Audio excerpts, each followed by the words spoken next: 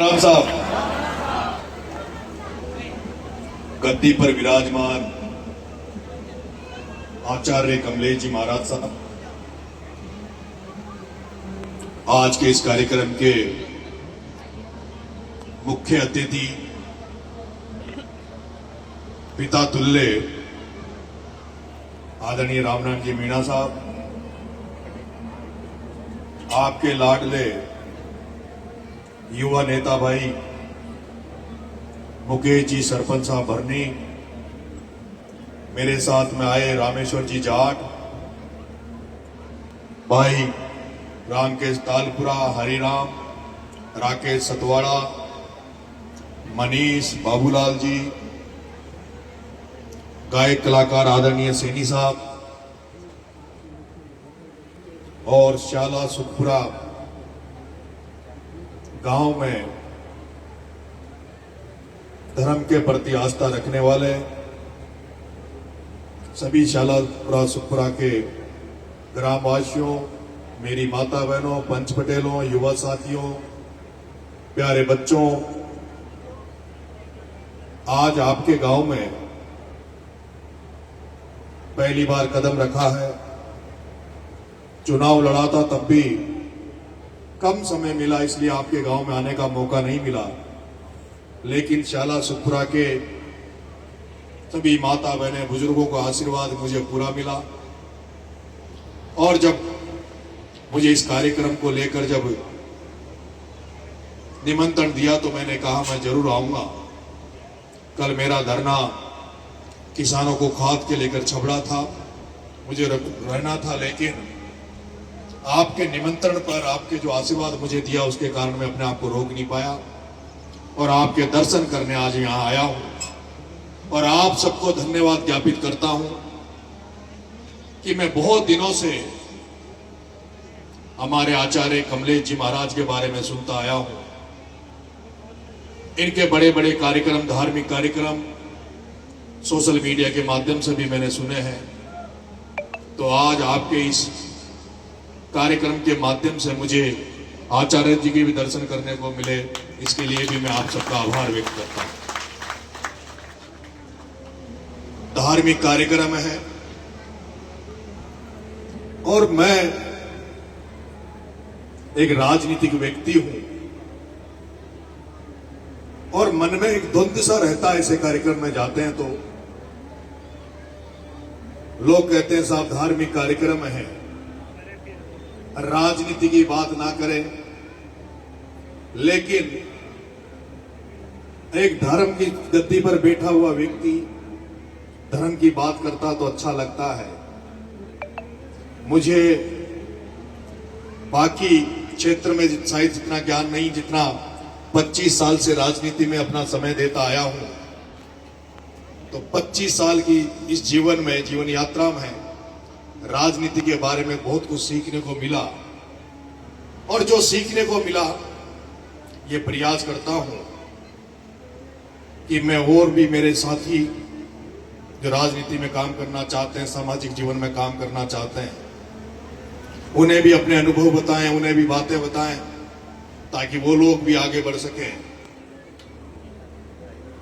इसलिए छोटी मोटी, क्योंकि घर में पैदा हुए हैं, घर में ही शंकर भगवान का मंदिर है, जब से पैदा हुए पिताजी को चार धाम की यात्रा जाते हुए,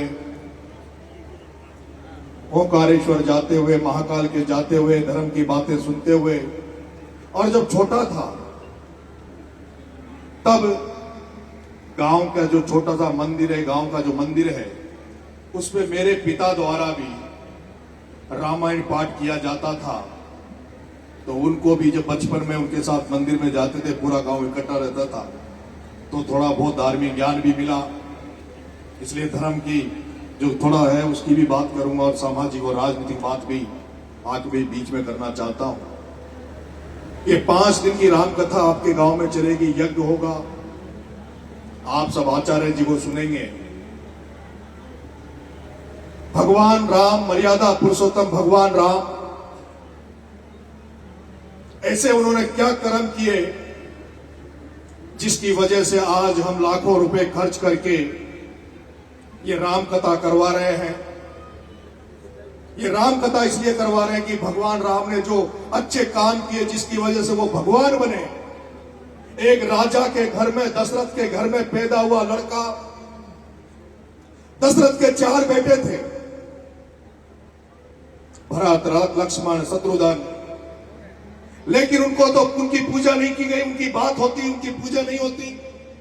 लेकिन भगवान राम ने ऐसे कैसे कर्म किए जिसकी आज पूजा हम लोग पूजा करते हैं, मूर्ति लगाते हैं। दिवाली पर उनके बारे में बात करते हैं, राम कथाएं होती है, उनके बारे में चर्चा करते हैं। क्योंकि भगवान राम ने जो रास्ता अपनाया, उन्होंने हमें रास्ता दिखाया, प्रेरणा दी। उस भगवान राम ने, जिन्हें मर्यादा पुरुषोत्तम राम कहा जाता है, जिन्होंने सारी मर्यादाओं को निभाया।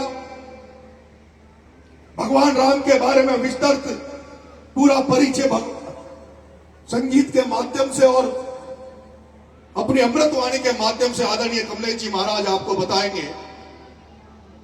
मैं तो ये कहूंगा कि अगर भगवान राम का अगर हम आचरण कर लें, उनके नेक रास्ते पे हम चल दें, तो कोई भी समस्या, कोई भी संकट हमारे जीवन में कभी नहीं आ सकते।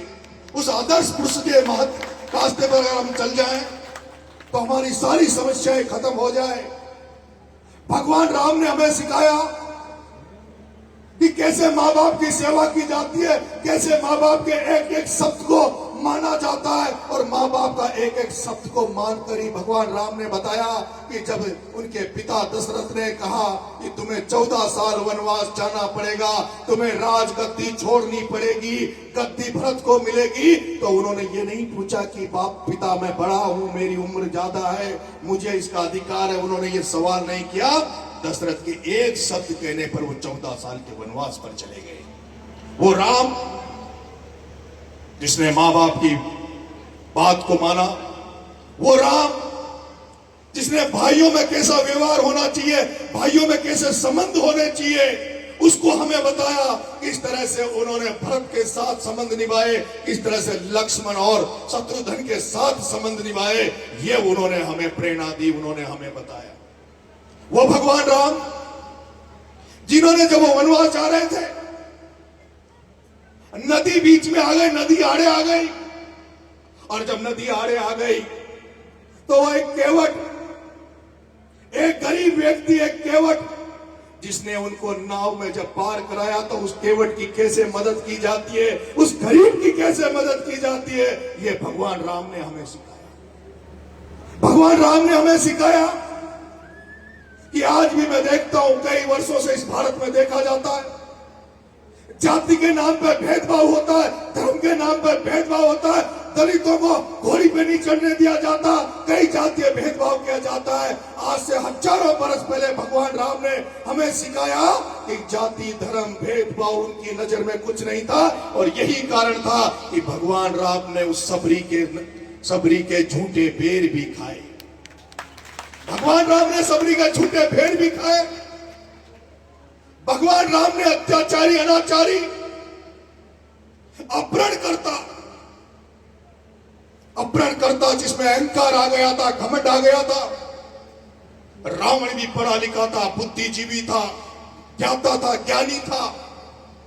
रावण में और राम में ज्यादा फर्क नहीं, केवल फर्क था तो रावण में केवल अहंकार आ गया था, घमंड आ गया था। वो दुनिया में किसी को कुछ नहीं मानता था, तो उसके घमंड को तोड़ने के लिए, अहंकार को तोड़ने के लिए भगवान राम ने लंका पर अतिक्रमण, कब्जा भी किया, युद्ध भी लड़ा, उस रावण के अहंकार को भी ध्वस्त किया। और यही नहीं, अगर कोई दोस्ती निभाए, मित्रता निभाए, तो दोस्ती और मित्रता भी भगवान राम ने जैसी निभाई वो कोई निभा नहीं सकता।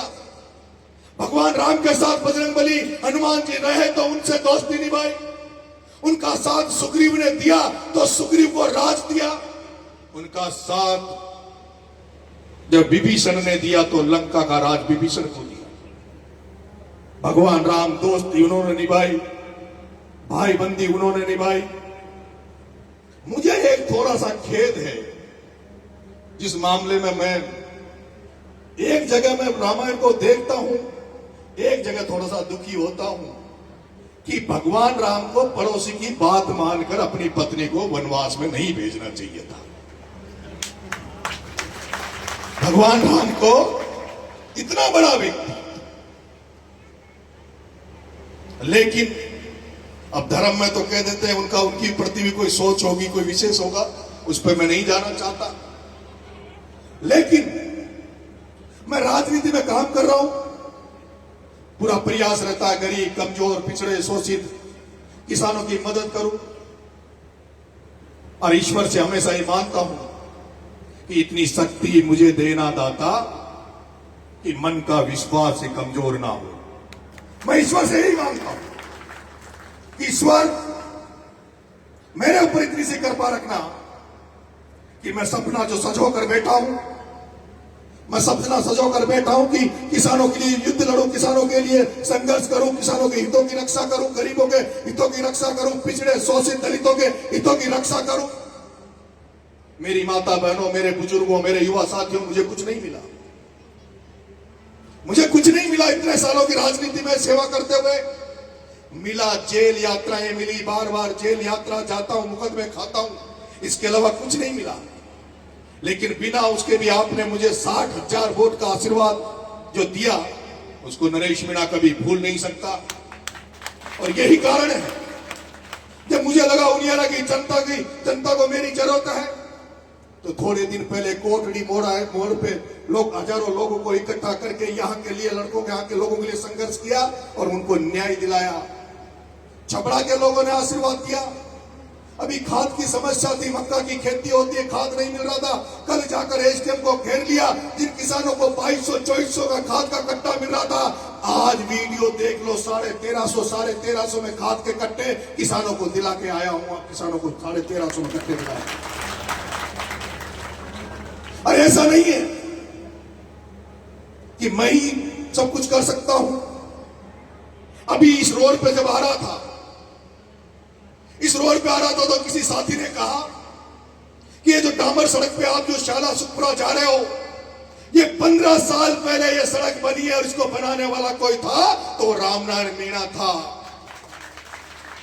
ये जो सड़क बनी, डामर सड़क पे जा रहे हो, ये सड़क 15 साल पहले बनी जब रामनारायण जी मीणा एमएलए थे। उस रामनारायण जी मीणा के एमएलए बनने के बाद, उनके जाने के बाद यहां एमएलए भी बन गए, सांसद भी बन गए, लेकिन 1 रुपया का काम शालावास सुखपुरा में नहीं हुआ।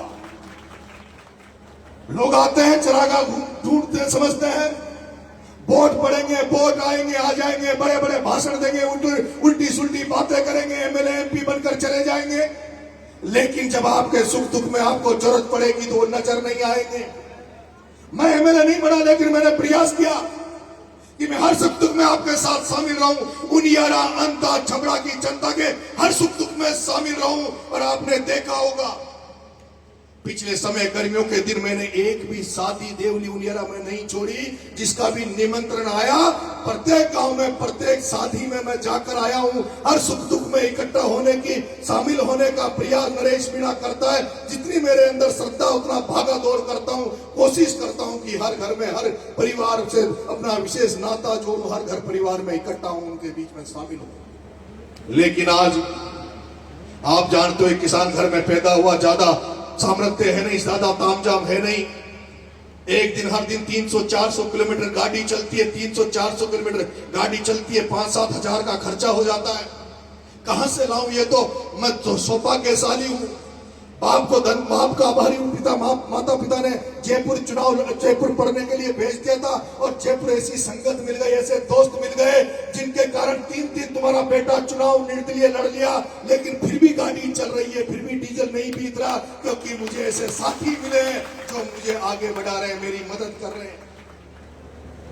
ज्यादा बात नहीं कहूंगा, लेकिन आदरणीय आचार्य जी, मैं कहूं तो नहीं, पर आपके मुख की एक एक वाणी ये लोग मानेंगे।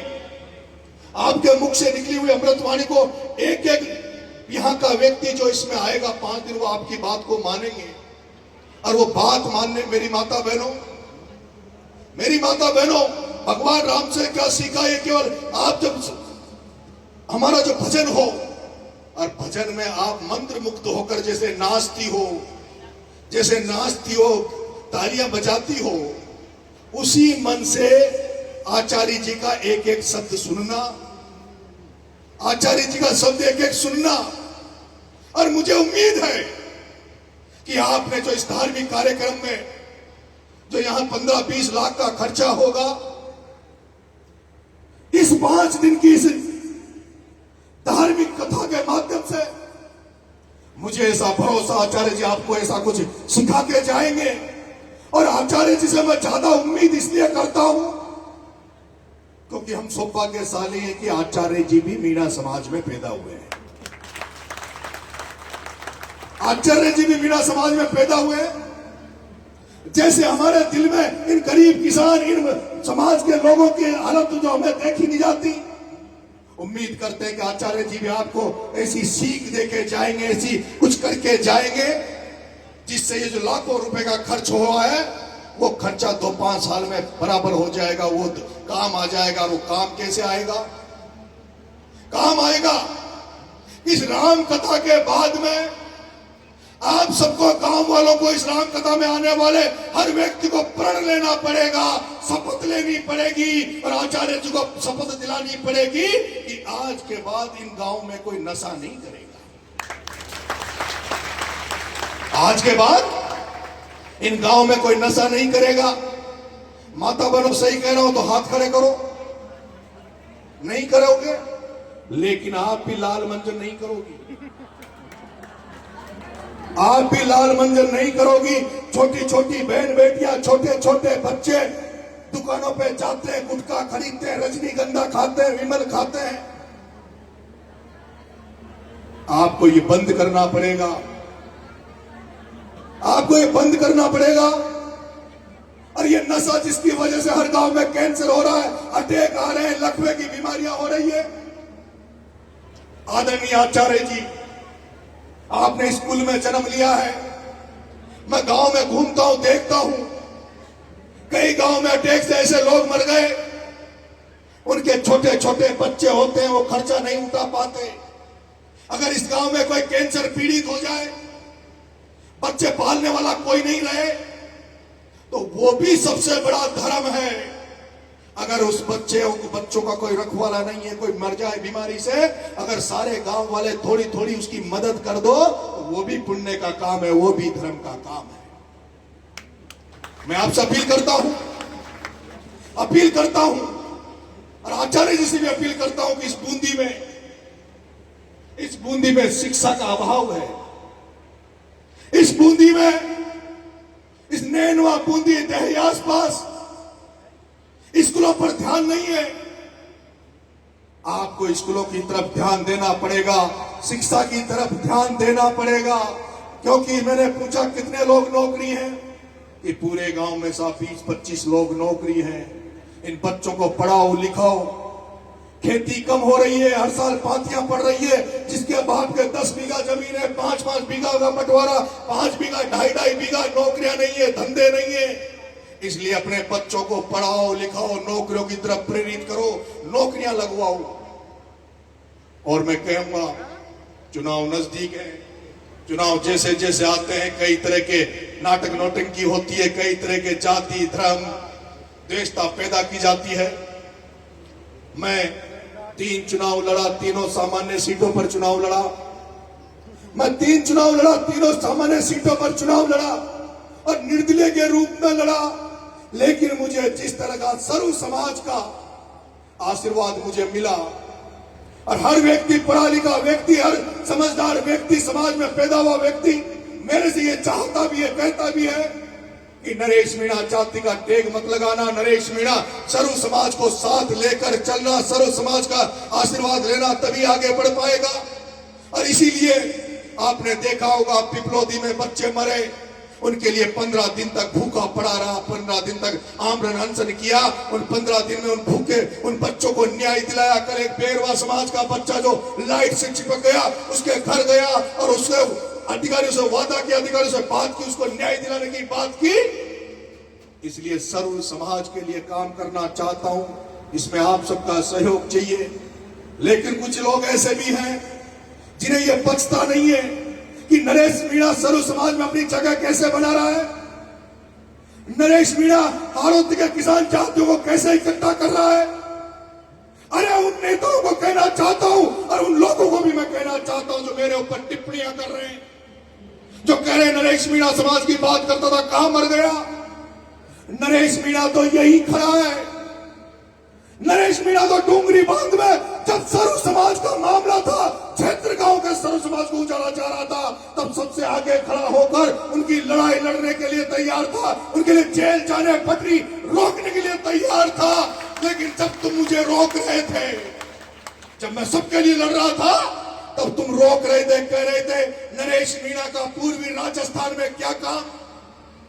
और 2 दिन पहले जो कह रहे थे नरेश मीणा का पूर्वी राजस्थान में क्या काम, जो 2 दिन पहले कहते थे नरेश मीणा अपनी सीट देके अपनी सीट पर काम करे, एमएलए बने, चारों तरफ घूमने की क्या जरूरत है, क्यों घूमता है। और आज वो लोग कह रहे हैं नरेश मीणा चुप क्यों बैठा है, पानी का मामला चल रहा है। मैं उनसे कहना चाहता हूं, मेरा भी मन मचलता जब इस तरह के आंदोलन होते हैं, मेरा भी मन मचलता जब इस तरह के आंदोलन होते हैं। लेकिन मैंने बहुत बड़े बड़े आंदोलनों में भाग लिया, आरक्षण के आंदोलन में भाग लिया, कई आंदोलनों में भाग लिया। परिणाम भी मैं जानता हूं। जब 2 समाजों को लड़ाया जाता है, जो 2 जातियों को लड़ाया जाता है, तो उसके दुर्गामी नुकसान होते हैं। दुर्गामी नुकसान हुए, आरक्षण का लड़ाई चली, वो सब निपटारा अपने आप निपटारा हुआ, संवैधानिक तरीके से उस आरक्षण की लड़ाई का निपटारा हो गया। लेकिन नतीजा निकला कि 80 जैसी सीट पर एक घर वाले एमएलए बन गए, राजगढ़ वाली सीट पर एक घर वाला एमएलए बन गया। सब लोग चाहते हैं ये सारी किसान जातियां एक जाजम पर नहीं बैठे, एक जाजम पर इकट्ठी नहीं होए, इनको लड़ाते रहो, झगड़ाते रहो और हम लोग राज करते रहे। उन सत्ताधारियों के खिलाफ तो नरेश मीणा नंगे पैर घूम रहा है। और मैं उनसे कहना चाहता हूं जो मुझे पानी के मामले में बुलाना चाहते हैं, अरे नरेश मीणा आ जाएगा, लेकिन जो युवा तुम्हारे साथ आंदोलन में काम कर रहे हैं, उन युवाओं को सरपंच तो बना दो। युवाओं को, वो जो पूर्वी राजस्थान में जो युवा आंदोलन कर रहे हैं, उनको कभी सरपंच तो बना दो। जब चुनाव का समय आता है तुम उन्हीं लोगों को वोट देते हो जो गद्दियों पर बैठे हैं, उन्हीं के बच्चों को बनाओगे। कुर्बानी की देने का नंबर आए, बलिदान देने का नंबर आए तो नरेश मीणा जैसों की कुर्बानी मांगते हो, तब चुप हो जाते हो और चुनाव आने के समय कहते हो कि नहीं नरेश, तेरे लिए यहाँ जगह नहीं है, तेरे लिए यहाँ जगह नहीं है, तू तो तेरे क्षेत्र में जा। मेरे क्षेत्र में सामाजिक इस तरह का समीकरण है, इस तरह का समीकरण है। छपरा चुनाव लड़ा 35,000, 3 लाख वोटों में, 3 लाख वोटों में केवल 35,000 समाज के लोग थे। मुझे 45,000 वोट दिए। मैं उतरने देता हूं दूसरे समाजों को जिन्होंने मेरे पे भरोसा किया। लेकिन मैं फिर भी उस आंदोलन के बारे में कहना चाहता हूं कि उस जो आंदोलन चल रहा है पानी का, जो डैम का, मूंछ का सवाल मत बनाओ, जांगे मत फटकारो। अगर जब तुम मूंछ का सवाल बनाते हो, जांगे फटकारते हो, एक दूसरे को चैलेंज करते हो, तब मुझे लगता है कि तुम्हें पानी नहीं चाहिए, तुम्हें पानी नहीं चाहिए। तुम तो राजनीति कर रहे हो, तुम तो राजनीतिक रोटियां सेक रहे हो। अगर तुम्हें पानी चाहिए, तुम्हें पानी चाहिए तो हाथ जोड़ो, कहो कि हम भी किसान हैं, तुम भी किसान हो, तुम भी पड़ोसी हो, पड़ोस में रहना है, एक पेड़ पे रहना है, 7 बार रहना है, जिंदगी भर साथ में रहना है। उनसे कहो और मुझसे कहो, मैं जाऊंगा भीख मांगने, मैं जाऊंगा भीख मांगूंगा कि मेरे भाइयों के लिए पानी दे दो। लेकिन ये भी बात सही है कि पानी सबको मिलना चाहिए। मेरे एरिया चाहे वो देवली उनियारा का पड़ता हो या छपड़ा का पड़ता हो, 2 डैम बन रहे हैं। यहाँ बीसलपुर में डैम बना, छपड़ा में भी डैम, अकाउंट का डैम बन रहा है। बीसलपुर का पानी अजमेर जा रहा है, जयपुर जा रहा है, लेकिन देवली उनियारा के लोगों को पीने का पानी नहीं मिल रहा। तो क्या देवली उनियारा के लोगों का अधिकार नहीं है क्या? क्या छपड़ा में पानी नीचे जाएगा तो क्या छपड़ा के ऊपर के गांव को पानी नहीं चाहिए क्या?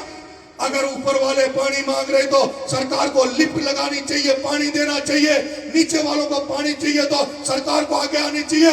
लेकिन जिस तरह से दोनों जातियों के नेता, भड़काऊ नेता, जहरीले नेता एक दूसरे को चैलेंज कर रहे हैं, उनसे मैं कहना चाहता हूं, पानी भजन लाल से मांगो। मुख्यमंत्री बीजेपी का मुख्यमंत्री बेटा है, उस भजन लाल से लड़ो। अगर तुम भजन लाल से लड़ोगे, बीजेपी की सरकार से लड़ोगे तो मैं तुम्हारे साथ खड़ा हूं। मैं तुम्हारे साथ खड़ा हूं, लेकिन दो समाजों में लड़ाई के बीच में द्वेषता फैलाने नहीं आऊंगा। चाहे मुझे समाज बहिष्कृत कर दे, मुझे मंजूर है, लेकिन दो समाजों को लड़ते हुए नरेश मीणा नहीं देखना चाहता। अरे हम हरौती में, हमारे यहाँ कोटा बूंदी बाड़ा झालावाड़ में हम रहते हैं। रामनाथ जी भी पीड़ित रहे वर्षों से, मैं भी राजनीति का पीड़ित हूं। चार वोट वाले हमारा हनन कर रहे हैं, हम पे राज कर रहे हैं, क्योंकि हम लोग अभी तक लड़ रहे हैं, आपस में भिड़ रहे हैं। मैं तो यही चाहता हूं कि हाड़ौती का किसान जातियां, चाहे वो गुर्जर हो, चाहे वो माली समाज हो, चाहे मीणा समाज हो, चाहे लोधा समाज हो, चाहे बंजारा समाज हो, चाहे भील समाज हो, सारे किसान जातियां एक जातिन पर नहीं आएगी। वो व्यापारी, वो धन्ना सेठ जो हाड़ौती में बैठे हैं, वो हट नहीं सकते। उन धन्ना सेठों को हटाने के लिए तो नंगे पैर तपस्या कर रहा हूं, सपना देख रहा हूं कि उन धन्ना सेठों को हटाऊं। और वो धन्ना सेठ जब ही हट सकते हैं जब सारे किसान जातियां एक हो जाएगी। उसका प्रण लेकर आगे बढ़ रहा हूं। उम्मीद है आप सबका आशीर्वाद मेरे पे बना रहेगा। बहुत बहुत धन्यवाद। राम राम साहब।